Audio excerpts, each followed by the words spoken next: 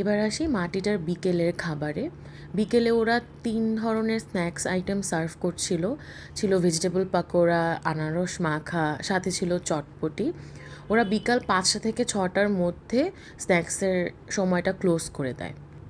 ওরা সাথে চাও সার্ভ করছিল, বাট আমরা ওই দিন আর চাটা খাই নাই। প্রথমেই আমরা খাচ্ছিলাম ভেজিটেবল পাকোড়াটা খুবই মজা ছিল, একদম ফ্রেশ ছিল।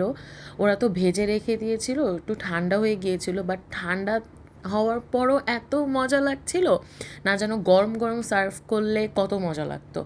এর সাথে সসটাও খুব মজা ছিল।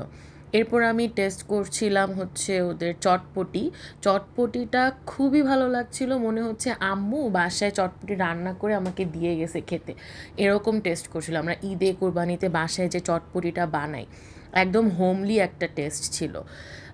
এবং টকটাও খুবই ভালো ছিল। এবং শেষে নিয়েছিলাম আনারস